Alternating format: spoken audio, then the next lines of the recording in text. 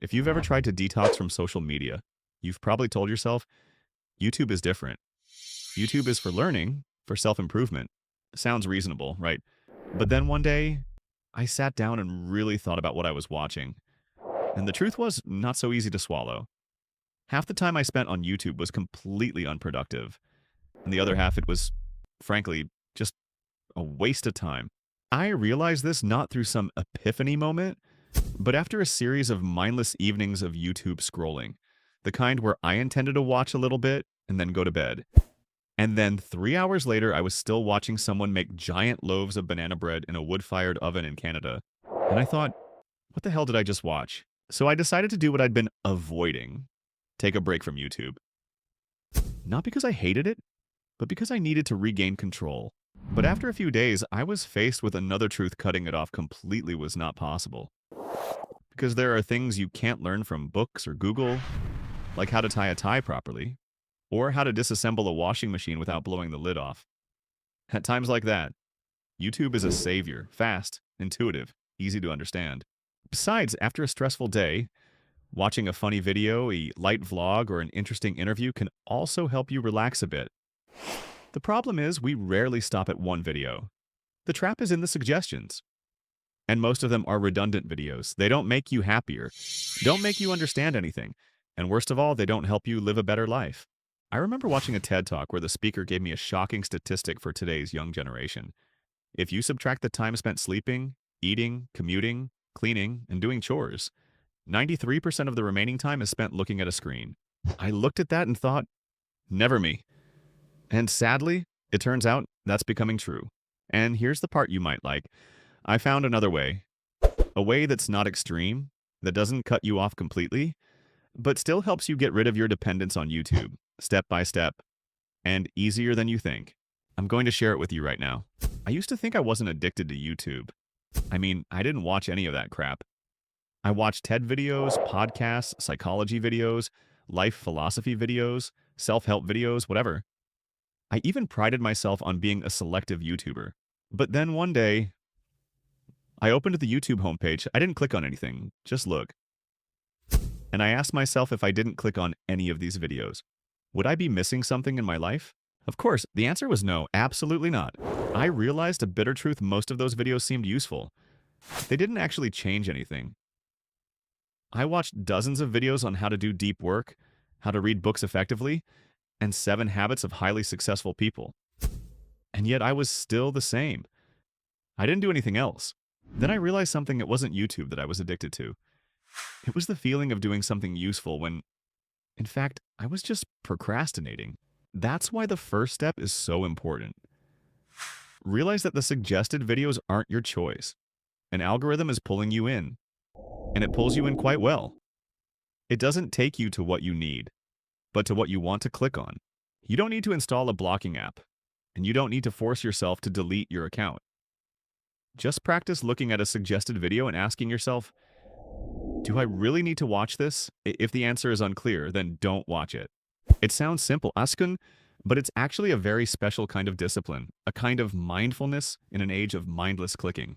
When you start choosing don't watch, not because you're banned, but because you don't want to, you're slowly taking back control of your time and attention. After I practiced looking straight at the suggested video and saying, oh, no thanks. What happened? Yeah. I started getting bored. Honestly, you can't just stare at a blank page and pretend you're not curious.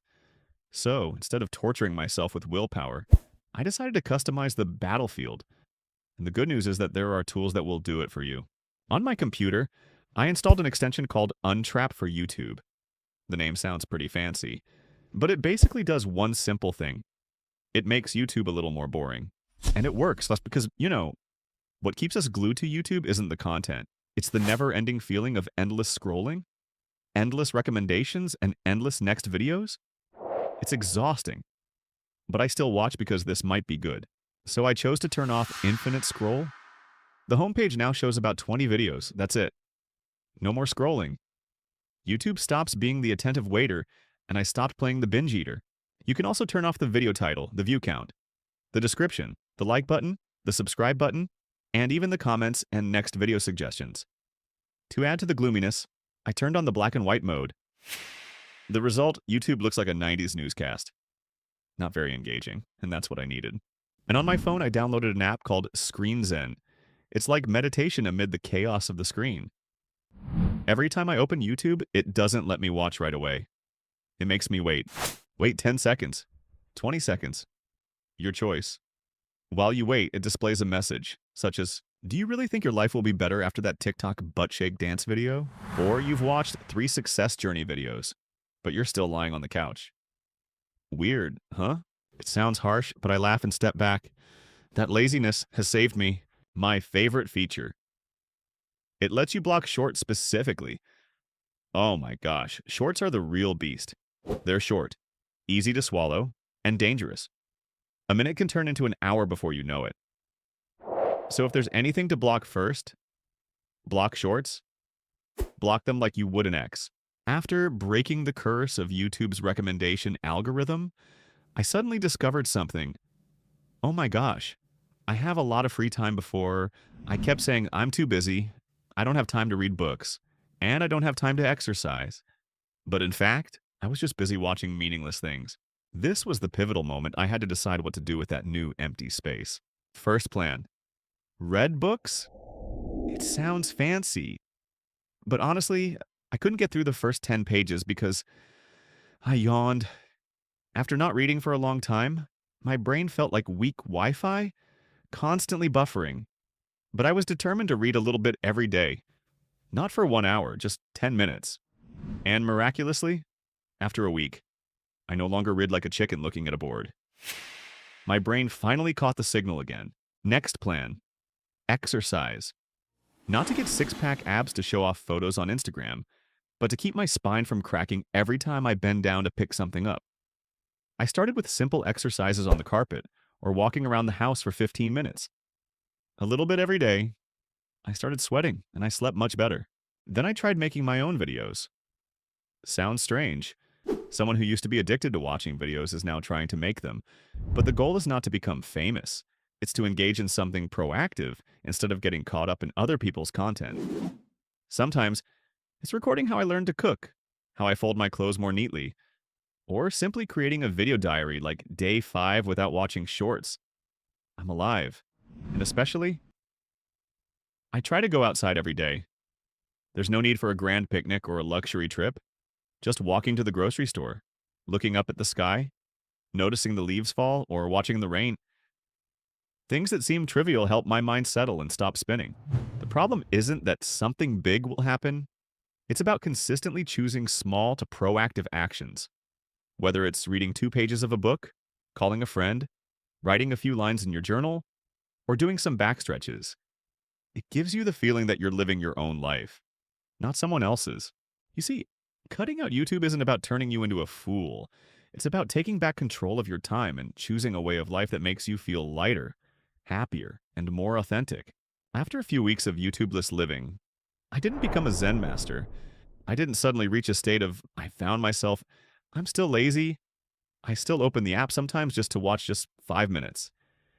But you know what? I started to notice those moments. I realized I was falling back into old habits, and that was all it took to turn things around. I learned something. The goal isn't to cut out all the sweets, it's to take control. Just like you don't have to throw out all the sweets to be healthy. Just avoid eating cookies at 2 a.m. and wondering, why is my belly so big? I still watch YouTube, but now I choose the videos I want to watch. I don't let the app choose for me. I watch with purpose, whether it's a TED Talk I genuinely want to learn from, or a recipe I'm about to use. No more background videos playing while I eat or scrolling through TikTok in a side tab. No more watching for fun and then feeling tired. I have started to enjoy the little things again. A meal without the noise from my phone. An evening of reading without feeling immediately sleepy. The feeling of being outside, breathing, and living slowly. A moment of silence not filled with algorithmic noise. And if you're tired of being unfocused, wasting time, or addicted to the screen, trust me, you're not alone. We've all been there or are currently experiencing it. But the good news is you don't need a dramatic transformation. You just need a slight turn of the wheel. You don't need to uninstall YouTube, throw away your phone, or become a hermit in the woods. Just start small, know what you're watching and why. If a video doesn't help you learn something, doesn't make you happier, or doesn't bring you more peace, well, then it's probably not worth pressing play. Remember, life isn't long enough to watch everything, but it's long enough to choose the right things to watch. And if you're watching this video, congratulations. You've spent your time. Well, life doesn't wait for you to be perfect to begin.